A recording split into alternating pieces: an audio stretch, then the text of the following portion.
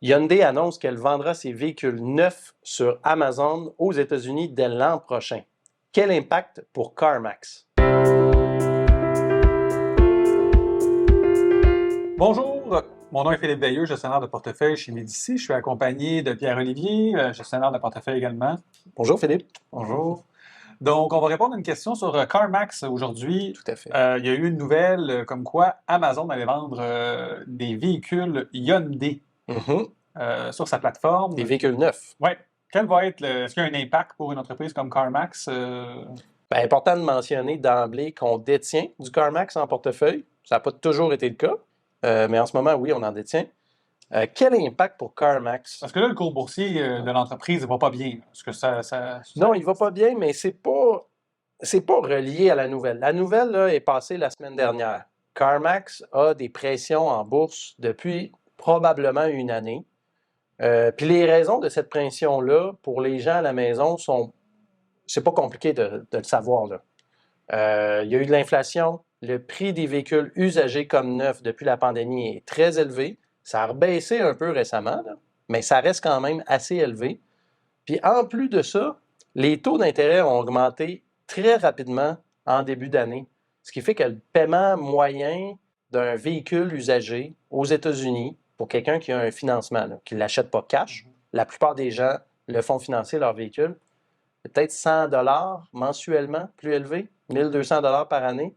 Donc, si le budget est serré, là, c'est franchement pas évident. Il y a moins de personnes qui peuvent se permettre un véhicule. Je pense qu'il y a un point qui est important, c'est que quand on est dans un contexte où les prix augmentent, CarMax conserve ses véhicules en moyenne 3 mois dans sa cour. Ouais. Donc, ils achètent un véhicule, puis pendant le temps qu'ils le détiennent, bien, la valeur de ce véhicule-là augmente, donc ils sont en mesure de le vendre beaucoup plus cher, d'avoir une marge de profit plus importante qu'auparavant. Puis là, ce vente-dos-là, ce que tu te dis, bien, il n'existe plus, là. Non, il n'existe plus, mais ici, on revient un peu à nos moutons. La question d'origine, c'est la nouvelle de Hyundai. Hyundai va vendre des véhicules neufs sur Amazon, mais finalement, c'est juste une vitrine. Quand on regarde là, les sources journalistiques, c'est Hyundai qui va livrer elle-même les véhicules. C'est vraiment juste une vitrine. Je vais annoncer mes véhicules, puis quelqu'un qui veut pouvoir acheter le véhicule juste sur le site d'Amazon peut le faire. Je pense que ce que les gens ont peur, c'est qu'éventuellement, il y ait des véhicules usagés qui soient vendus en ligne, etc., et que là, ça fasse concurrence à une entreprise comme CarMax. Ça va être plus compliqué des véhicules usagés parce que qui vend? Là, un concessionnaire de véhicules neufs, il reçoit ses véhicules du manufacturier, il y en a plein en inventaire, même modèle, il veut les vendre, puis il cherche les meilleurs moyens pour les vendre. Les véhicules usagés, juste l'approvisionnement, l'inventaire que tu as change tout le temps. Il n'y a pas un seul véhicule qui est pareil. Puis là, ben, vendre ça en ligne, oui, tu pourrais l'annoncer sur Amazon, mais Amazon pourrait, à notre avis, difficilement disrupter le domaine. Pourquoi?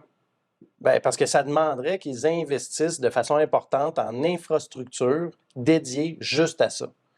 Bon, c'est pas impossible, mais ça ne se fera pas du jour au lendemain, là. Ouais. Ça prend des terrains importants pour entreposer ces véhicules-là, les livrer. C'est pas le même genre de transport que le colis, là, la boîte Amazon qu'on connaît. Là, c'est très différent.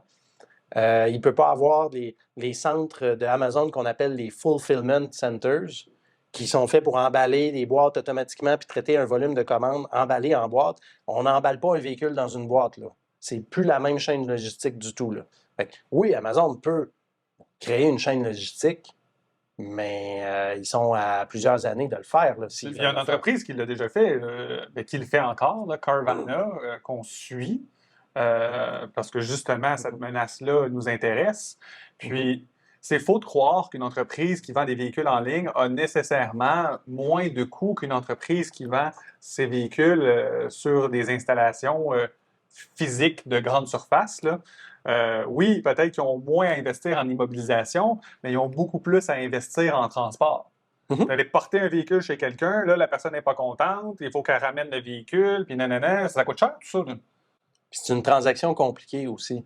La personne qui veut s'acheter un nouveau véhicule, elle a peut-être un véhicule actuel, elle doit l'échanger. Elle a peut-être son véhicule actuel, a peut-être encore un prêt, donc il faut gérer le lien financier avec le prêt, donc le remboursement du prêt. La personne a probablement besoin d'un financement pour acheter son nouveau véhicule.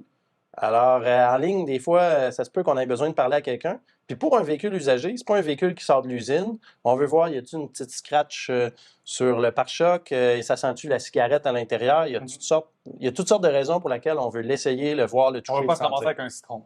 Bon, c'est plus difficile de vendre ce genre de marchandises très coûteuses avec des items uniques. Chaque véhicule usagé est unique. C'est plus compliqué de le faire. Et CarMax, les dirigeants, le choix qu'ils ont fait, ils ont dit on a toute l'infrastructure pour vendre les véhicules physiquement partout aux États-Unis, mais on va se doter de l'infrastructure informatique pour que peu importe, si Philippe veut acheter, si une partie de son processus, il veut magasiner en ligne, il veut voir les véhicules qui sont disponibles, mais plus tard dans le processus, il veut aller donner quelques coups de pied sur les pneus, il pourra le faire. Tandis qu'un modèle seulement en ligne, il y a peut-être certaines choses que tu peux faire en ligne, mais il y a d'autres choses que tu aimerais faire en personne que tu ne peux pas.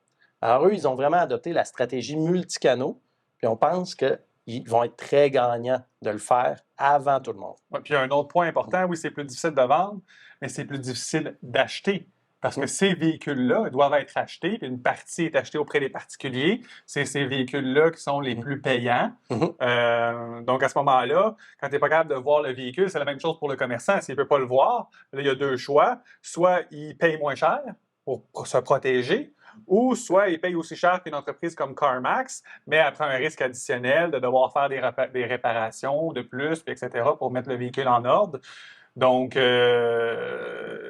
il y a un risque que leur marge bénéficiaire là, sur les véhicules soit plus faible là, à cause d'un achat qui est moins efficace, là, disons. Puis il y a peut-être un élément qui serait pertinent à dire. On dévie un peu de la question. Ouais.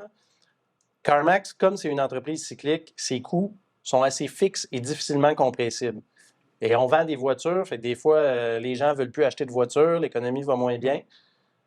On a dit d'emblée, au début du segment, qu'on ne l'a pas toujours détenu. Mais c'est ça la raison. C'est que des fois, l'économie va très bien, puis CarMax performe beaucoup en bourse, puis on trouve le titre trop cher, on le vend. Ça a été le cas dans le passé. On a fait beaucoup d'argent.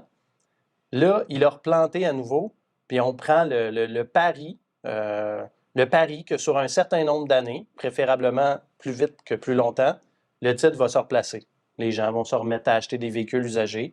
Puis là, ben, on va avoir des gains importants si ça se matérialise. C'est un titre, tu dis oui, c'est cyclique, mais c'est pas parmi les plus cycliques non plus. Là. Je pense qu'il y avait une statistique que j'avais vue dans les dernières années. C'est, je pense, 3 fois moins cyclique que l'industrie du véhicule neuf. Bien, c'est certain. C'est des véhicules avec un prix d'achat qui est quand même plus faible de par le fait qu'ils sont usagés. Donc, si quelqu'un a vraiment besoin de changer son véhicule, imaginez un véhicule qui prend l'âge, à un moment donné, il ne peut plus rouler ou il coûte très cher de réparation, bien, la vente de véhicules usagés demeure plus résiliente que la vente de véhicules neufs. Bien, merci beaucoup, Pierre-Olivier. C'est ce qui conclut la réponse à notre question. Si vous avez des questions à la maison, n'hésitez pas à nous les faire parvenir au info@gpsmedici.ca ou sur notre page Facebook. Bonne journée. Merci.